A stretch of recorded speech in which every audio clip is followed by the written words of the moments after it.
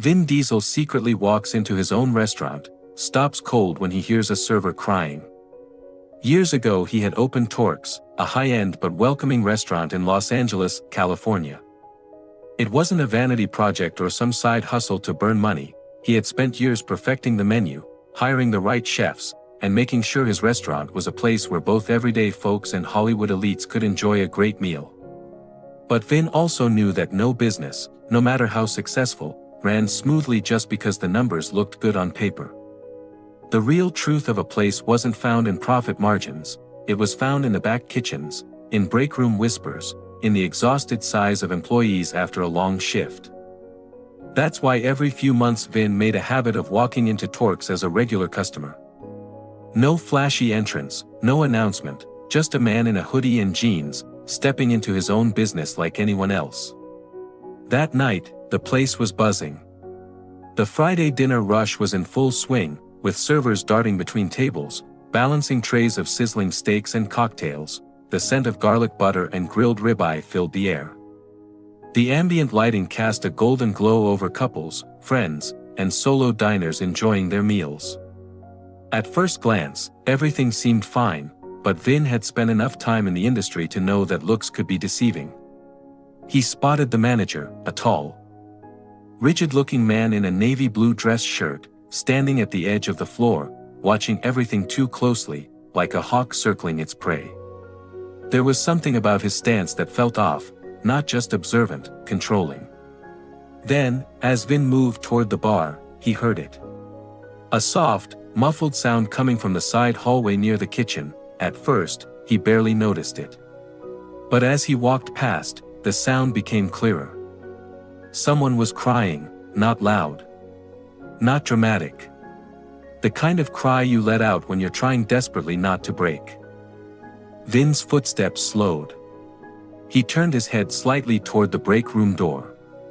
It was slightly ajar. Inside, he caught a glimpse of a young woman, head bowed, fingers gripping the edge of a metal counter like she was trying to keep herself from collapsing. Another employee, a young man in a Torque's uniform, stood beside her, speaking in hushed, urgent tones. Vin didn't know her, but the look on her face, that hit him like a gut punch. Something was very, very wrong. And he wasn't leaving until he found out what. He turned back toward the bar, taking a seat on one of the stools. His face was calm, but his mind was racing. The crying, it wasn't just stress. It was fear. Vin had worked in restaurants before. He knew what it was like to deal with rude customers, long shifts, aching feet. But this was different. His first instinct was to walk over and ask if she was okay. But right now, he wasn't Vin Diesel, the owner of Torque's. He was just another customer, a stranger. So instead, he listened. The young man beside her, probably a fellow server, kept his voice low. Vin could only make out fragments. "You can't let him. He doesn't own you," the woman, her voice barely audible, responded. "What choice do I have? He made it clear, if I don't do what he says, I'm gone." Vin's grip tightened around the glass of water the bartender had set in front of him. At first, he thought it might be about a customer. Maybe someone had harassed her. But the way she said it, it wasn't about a customer. It was about someone inside the restaurant. Before he could think further, a bartender approached him. "Hey, what can I get you?" Vin turned, offering a polite smile, "Just a water for now." The bartender nodded and moved on. But Vin wasn't focused on drinks. He glanced toward the manager in the navy blue shirt, still standing near the floor, arms crossed, scanning the room with the kind of presence that made people nervous. Then he noticed something else. The young man from the break room, probably a fellow server, had stepped out, walking back onto the floor. His jaw was tight. His hands fidgeted as he adjusted the notepad in his apron. He looked rattled. Vin knew an opening when he saw one. He stood up, casually walking toward the server station near the back of the restaurant, where the young man was organizing plates. "Hey, man," Vin said, keeping his voice low, "got a pen?" The young man looked up, startled.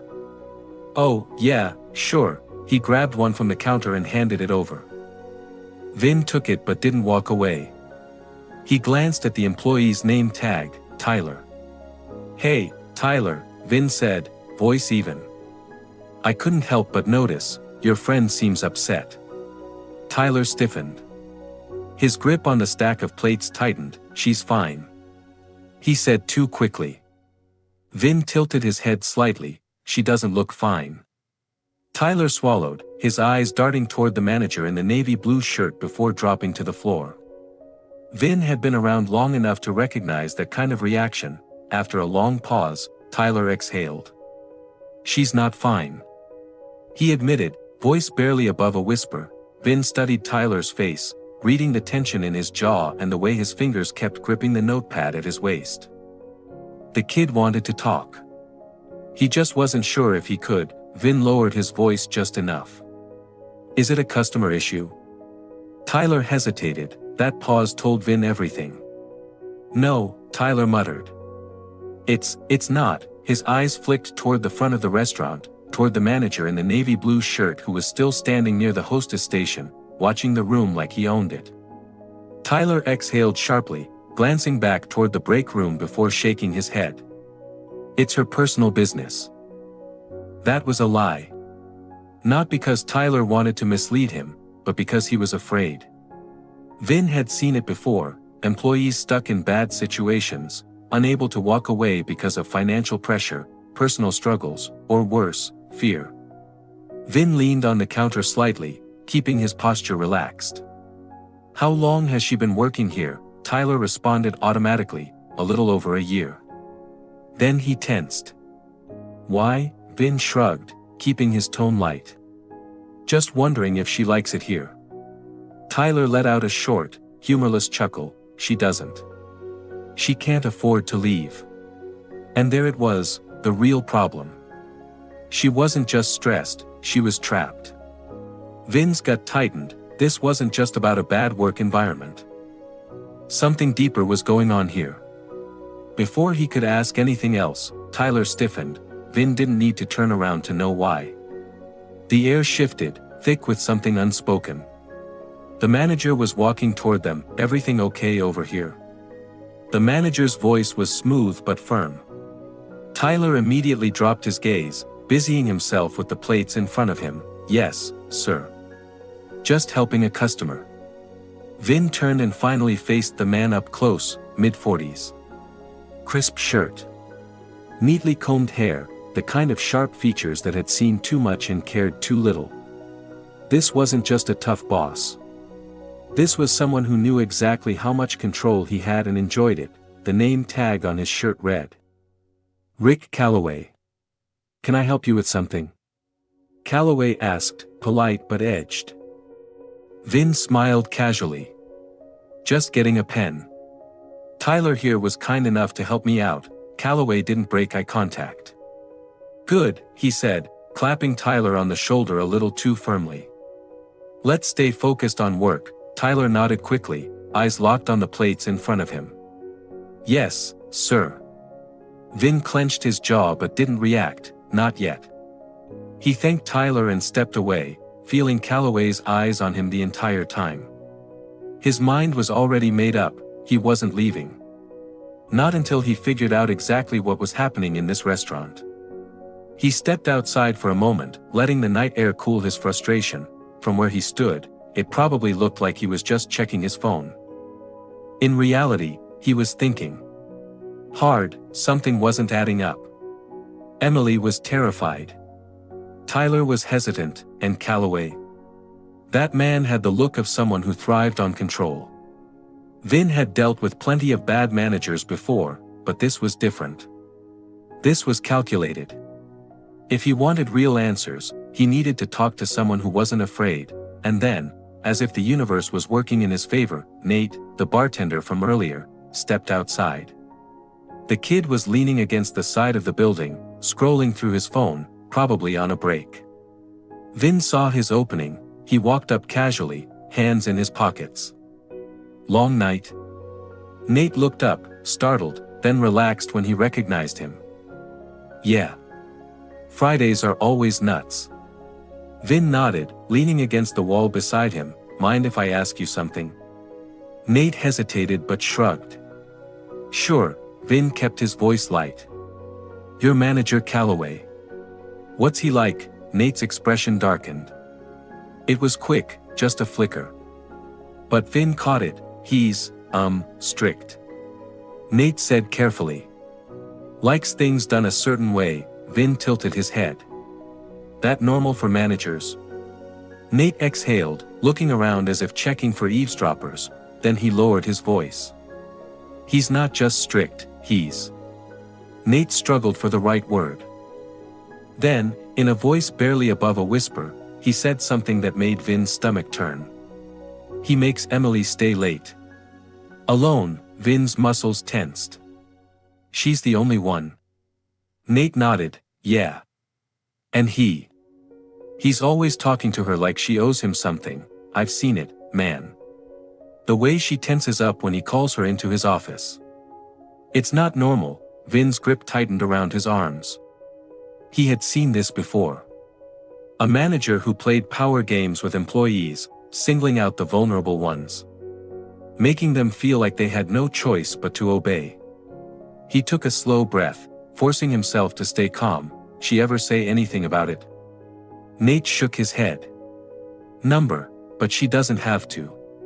We all see it. Vin exhaled slowly. Now he wasn't just dealing with a toxic boss. He was dealing with a predator. And that changed everything. Thanks for telling me. Nate. Vin patted him on the shoulder. You're a good guy. Nate gave a half smile, but still looked uneasy. Vin turned, glancing back at the building. Emily was still inside. Still under Calloway's control. And now, Vin knew exactly what he needed to do. He wasn't waiting. Not when he had seen this pattern before. He had climbed his way up through Hollywood, had dealt with his fair share of power-hungry executives who manipulated people beneath them. He knew how easy it was for a man in power to twist the system in his favor. The employees under Calloway's control weren't just uncomfortable. They were afraid. And Emily. She was at the center of it. Vin pushed open the glass doors and walked back inside. The restaurant had slowed down. The dinner rush winding to a close, fewer customers. Fewer witnesses. But Calloway was still there, standing near the server stations, scanning the room like he owned it. Vin's footsteps were steady as he crossed the floor. He didn't stop at the bar, he didn't hesitate. He went straight for Emily. She was mid-conversation with a customer.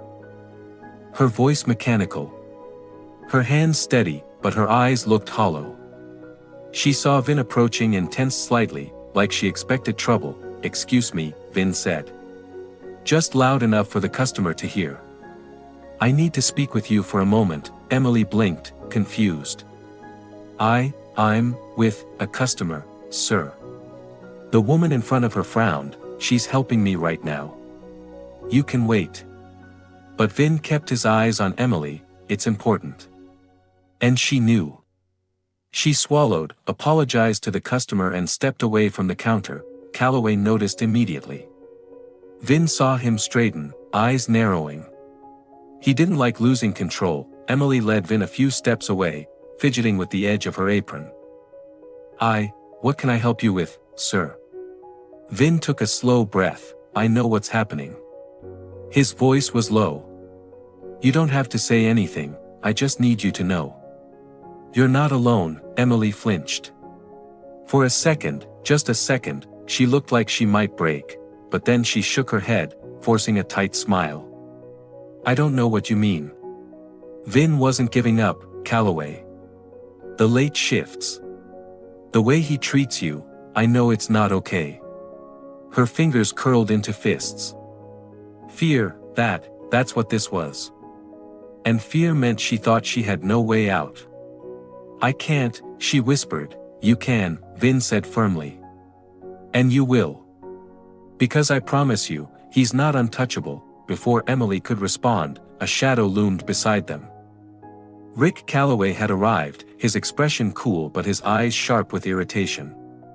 Is there a problem here? his voice was polite. But Vin could hear the warning in it. He didn't turn to face Calloway immediately, instead, he kept his focus on Emily. Watching how she shrank slightly at the sound of his voice. How her fingers clenched around the hem of her apron, that reaction told Vin everything. He turned, keeping his face neutral. Just having a conversation, Calloway's smile didn't reach his eyes. Well, Emily has a job to do. She doesn't have time for private discussions. Vin caught the way Emily flinched at the word private. That was all the confirmation he needed. His stance shifted just slightly, squaring his shoulders, his presence suddenly taking up more space. Actually, Vin said, his voice steady. I think we should have a conversation right now. Calloway's smirk faltered. Excuse me. Vin reached into his pocket and pulled out his wallet. He flipped it open, revealing his executive ownership credentials for Torque's Restaurant Group. Emily gasped. The servers nearby froze, Calloway's face drained of color. My name is Vin Diesel, he said. His voice calm, but firm, and you and I need to talk. The restaurant fell into a stunned silence. Customers glanced over. Sensing that something far bigger than a simple work dispute was happening, employees exchanged wide-eyed looks. Calloway blinked rapidly, his mouth opening, then closing. For the first time, the man looked nervous. Sir, I didn't realize. No, you didn't, Vin interrupted, and that's the problem, isn't it? He turned slightly, his voice shifting from ice-cold authority to something gentler as he addressed Emily. You're safe now, she stared at him, as if still processing what was happening, her lips parted slightly, a shaky breath escaping. Then, for the first time that night, she stood a little taller. Calloway's discomfort was almost palpable. Sir, I assure you there's been a misunderstanding. He stammered, trying to regain control. If you just give me a moment to, your office, now. Vin cut in, his tone leaving no room for argument. Calloway swallowed hard, his confidence cracking. He turned stiffly and led the way toward his office at the back of the restaurant. Vin followed, but before stepping inside, he turned back to Emily. Stay here, he told her gently, this won't take long. Emily barely nodded, her hands still trembling at her sides. As the office door closed behind them, Calloway tried again to regain his composure. He let out a forced chuckle, shaking his head. I have to say, sir, I didn't expect to see you here tonight. A bit unusual for the owner to visit unannounced. Vin leaned forward, planting both hands on the desk. You know what else is unusual? He asked, his voice dangerously low, a restaurant manager abusing his power to intimidate his employees. Calloway flinched. I don't know what you mean, he tried. Vin's stare didn't waver. I know what you've been doing. I know about the late-night shifts, I know how you treat Emily. And I know you think you can get away with it. Calloway's face paled. Sir, I assure you, I have always conducted myself professionally. If there have been any misunderstandings, save it. Vin snapped, he wasn't here for excuses. He reached into his pocket and pulled out his phone. With a single tap, he played back a recording. Emily's voice, raw and shaken, came through the speaker. If I don't do what he says, I'm gone. Then, Tyler's hushed response, you can't let him. He doesn't own you. The color drained from Calloway's face. You should have known better, Vin said. His voice even colder now. You've been playing this game for a long time, haven't you, preying on employees who need their jobs the most. Making them feel trapped. But let me be very clear, you just ran out of time. Calloway's hands trembled. Please, I can explain. No, you can't. Vin interrupted. He pulled out his phone again, this time dialing corporate HR. You're done, he said simply. You will never work in this industry again. Calloway sat there, frozen, as Vin stepped toward the door. His power was gone. And Vin, he wasn't done yet. When Vin walked back into the restaurant, the tension in the air was thick. Emily, Tyler, Nate, and the rest of the employees were waiting. Vin took a breath, then looked directly at Emily. "He's gone," he said softly. "You're safe." Her lips parted slightly, her breath catching. Disbelief. Relief. Then, for the first time that night, her shoulders relaxed. She let out a slow exhale. Nate looked stunned, other employees exchanged glances as if they weren't sure whether to believe what they had just witnessed. But Vin knew this wasn't the end. He turned to the team. "You've all been working under someone who didn't deserve his position," he said. "That changes now." Emily wiped at her eyes, swallowing hard. "What happens next?" Vin gave her a small, reassuring smile. "You tell me." She stared at him, processing his words. For the first time in over a year, she felt something unfamiliar. Control. She glanced at Tyler, who was still in shock, then at Nate, who gave a small, hesitant nod. They were all waiting for her to speak. Emily took a shaky breath. "I don't want anyone else to go through this," she admitted. "Not here." "Not anywhere," Vin nodded, "and they won't." He turned to the rest of the employees. "From now on, this restaurant is under direct review. We'll be making changes, not just replacing Calloway, but making sure no one else like him gets this kind of power again." The room was quiet, but the weight of his words settled in. Then, Tyler spoke up. "Sir, I don't mean to overstep, but this isn't just about Calloway." Vin's gaze sharpened. "Go on." Tyler hesitated, but then he took a step forward, his voice stronger now. "The way things work here, it's not just one bad manager. The pressure, the way we're treated. The fear of speaking up. It's bigger than just this restaurant." Nate nodded in agreement. "A lot of us feel like we have no choice but to put up with it. The second we complain we're out of a job." Emily looked down, guilt flickering across her face. "I wanted to leave so many times," she admitted. "But I couldn't afford to, and I thought maybe this was normal." Vin's jaw tightened. This was why he went undercover. Not because of numbers. Not because of performance reviews. But because the real problems were the ones hidden beneath the surface. He took a deep breath. "That stops today." Everyone watched him, waiting for what came next. "I don't just want to fix this restaurant, I want to fix the system. And I'll need your help to do that. That means transparency, that means trust. That means if something is wrong, you speak up." Emily still looked uncertain. "And if we do, will anyone actually listen?" Vin met her eyes. "I will." She studied him for a long moment. Then, finally, she nodded. And for the first time that night, she looked like she believed it. An hour later, Vin sat in his car, watching as the employees slowly locked up for the night. Emily walked out with Tyler and Nate. The three of them talking quietly. They looked lighter, like the weight of the last year had finally started to lift. Vin exhaled, running a hand over his face. This had been one restaurant, one manager, one location. But how many more were out there? How many employees just like Emily were afraid to speak up? How many times had he looked at a report and thought everything was fine when it wasn't? Being a leader wasn't just about profit margins or efficiency, it was about people. And tonight, he had been reminded of exactly why he did this. Too often, people in power looked the other way. They saw employees as numbers, not human beings.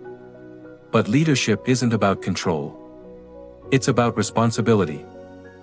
If you ever feel trapped in a situation where someone is abusing their power, speak up. And if you see someone else struggling, don't stay silent. Because sometimes all it takes is one person to break the cycle.